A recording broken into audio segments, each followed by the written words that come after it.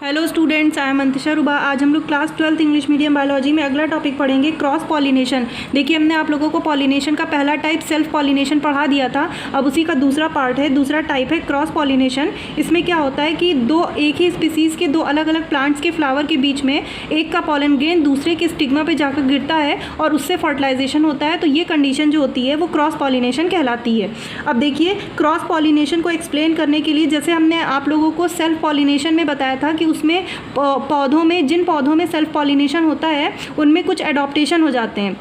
ठीक उसी तरह जिन पौधों में क्रॉस पॉलिनेशन होता है उन पौधों में भी कुछ चेंजेस आ जाते हैं, कुछ एडॉप्टेशन आ जाते हैं। तो अब आपकी देखिए अगले नीचे हेडिंग है कॉन्ट्रीवेंसेस और एडॉप्टेशन फॉर क्रॉस पॉलिनेशन या आउटब्रीडिंग डिवाइसेस। मतलब कहने का ये है कि ऐसे पौधे जिनमें क्रॉस पॉलिनेशन होता है उनमें कुछ एडॉप्टेशन आ जाते हैं और उन एडॉप्टेशन को अब हम लोग एक एक करके पढ़ेंगे। देखिए यहाँ पे पॉइंट वाइज दिया गया है।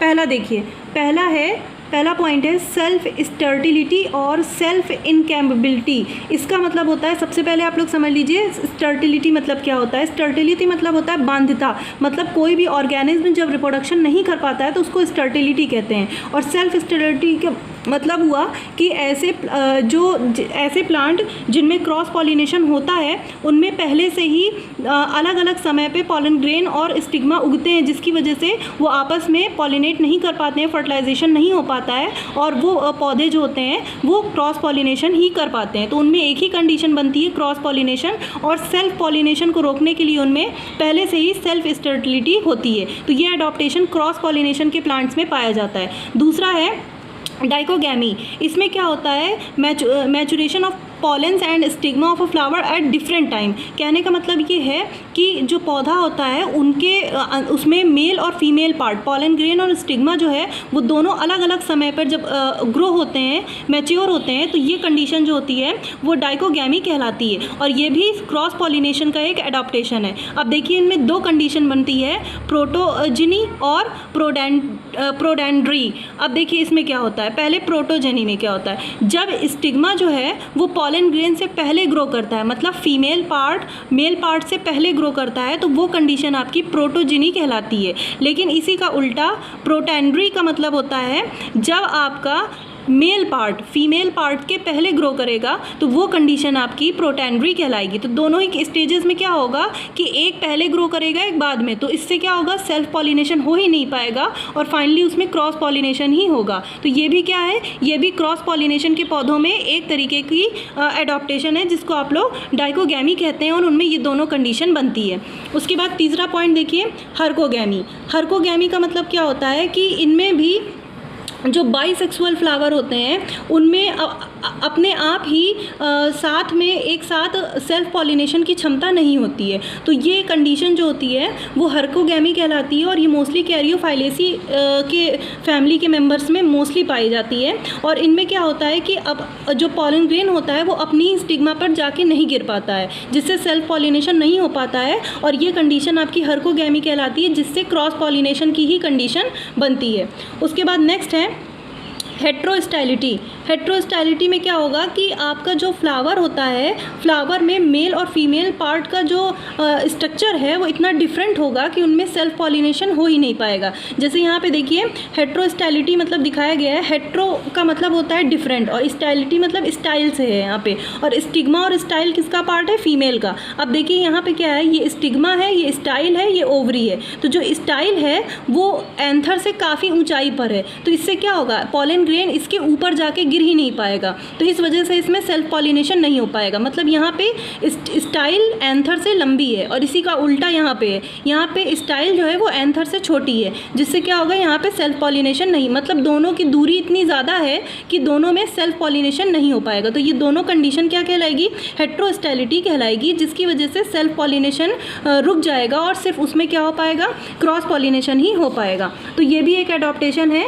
क्रॉस पॉलिनेशन के प्लांट्स में। उसके बाद अगला पॉइंट देखिए, पांचवा पॉइंट है पांचवा है यूनिसेक्सुअलिटी। यूनिसेक्सुअलिटी का मतलब होता है कि प्लांट जो है वो यूनिसेक्सुअल हो। यूनिसेक्सुअल का मतलब हो सिर्फ उसमें एक ही सेक्स पाया जाए, या तो सिर्फ मेल या तो सिर्फ फीमेल। तो इससे क्या होगा, अगर सिर्फ मेल पाया जाएगा तो भी सेल्फ पॉलिनेशन नहीं हो पाएगा, अगर सिर्फ फीमेल पाया जाएगा तो भी सेल्फ पॉलिनेशन नहीं हो पाएगा, जिसकी वजह से यूनिसेक्सुअलिटी होने की वजह से भी सेल्फ पॉलिनेशन रुक जाएगा और उस कंडीशन में भी सिर्फ क्रॉस पॉलिनेशन होगा, जिसका बेस्ट एग्जांपल पपाया है। पपाया के पौधों में एक प्लांट में एक ही फ्लावर होता है, चाहे वो मेल हो या फीमेल, तो उसमें सेल्फ पॉलिनेशन की कंडीशन नहीं बनेगी और सिर्फ क्रॉस पॉलिनेशन ही हो पाएगा। तो ये पांचों जो आप लोगों ने पढ़ा है, ये पांचों उसके क्रॉस पॉलिनेशन के प्लांट्स और उनमें फ्लावर में ये पाए जाने वाले अडॉप्टेशन हैं, जिनसे उनमें क्रॉस पॉलिनेशन ही होता है, सेल्फ पॉलिनेशन नहीं हो पाता है। चलिए अब आप लोग को अगला टॉपिक पढ़ा देते हैं, difference between self pollination and cross pollination. यहाँ पे देखिए एक टेबल दी गई है और इसमें बताया गया है कि सेल्फ पॉलिनेटेड फ्लावर और क्रॉस पॉलिनेटेड फ्लावर में क्या डिफरेंस होता है, पॉइंट वाइज दिया गया है। पहला देखिए, it is the transfer of pollen grain from the anther to the stigma of the same flower और another flower borne on the same flower.